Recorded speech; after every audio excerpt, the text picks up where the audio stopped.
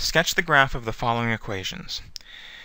We have x squared over 49 plus y squared over 144 is equal to 1. When we see the equation of the form x squared over a squared plus y squared over b squared equals 1, this is the equation of an ellipse.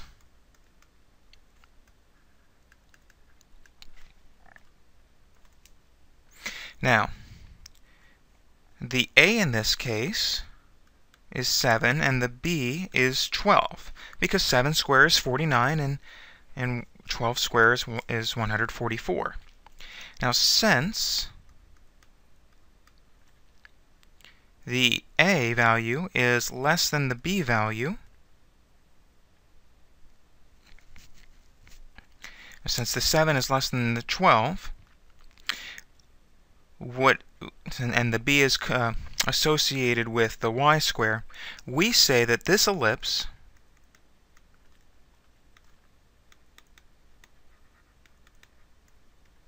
has a vertical major axis.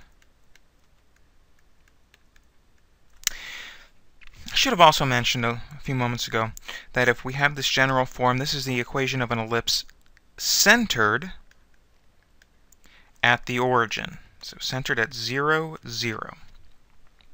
So I have my center at the origin. Now, it has a vertical major axis. And the 12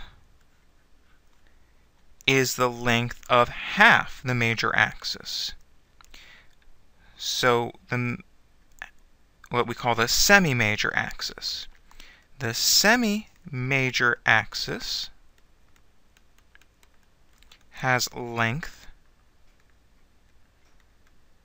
12. So what that tells me is, from the center, I would go up 12 units or down 12 units.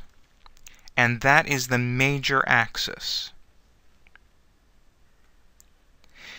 This ellipse has a horizontal minor axis.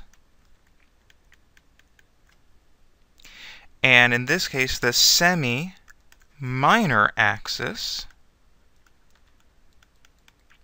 has length 7. So from the center, I would go out 7 units to the left or to the right, and that would give me the minor axis. So the minor axis has length 14, the major axis has length 24. And there is really the ellipse. We draw something sort of an oval. Try and make it roughly symmetric.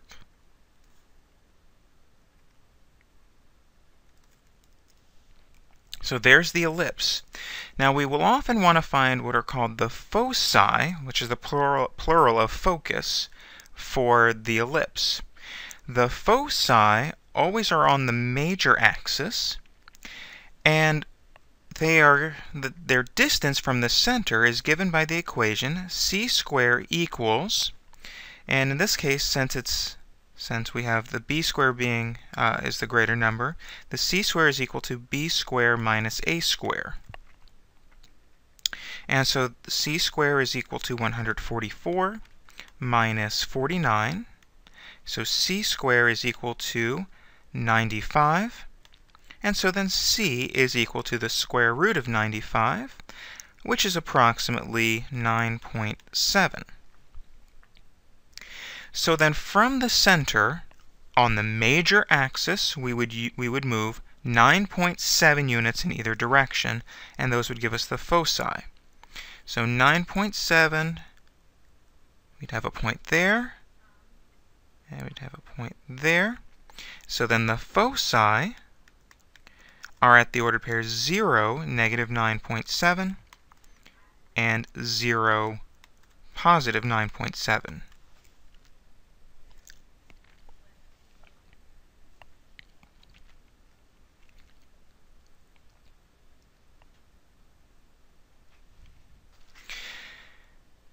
x squared over 81 plus y squared over 16 is equal to 1. So again, we see we have the x squared over a squared plus y squared over b squared is equal to 1. So again, we have an ellipse centered at the origin.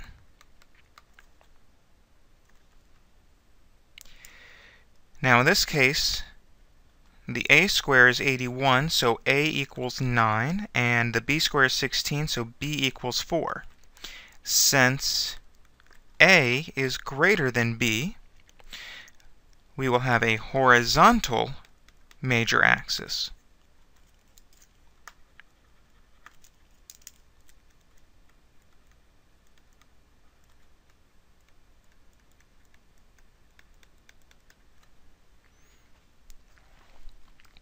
And the semi-major axis has length 9. So from the center, go out 9 units to the left or to the right.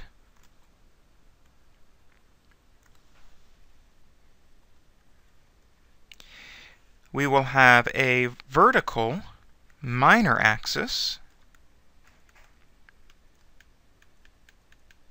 and our semi-minor axis has length 4. So from the center, go up 4 units or down 4 units, and that gives you the minor axis. And so there is the ellipse. Let's find the location of the foci. C squared is equal to, now since the a squared is greater, a squared minus b squared. And so then c squared is equal to 81 minus 16. C squared is equal to 65.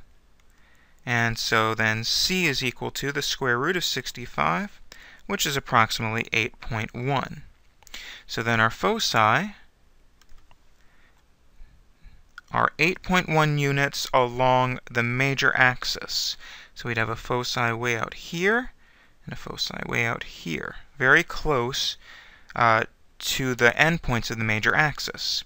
And so then the foci in this case are at negative 8.10 and 8.10.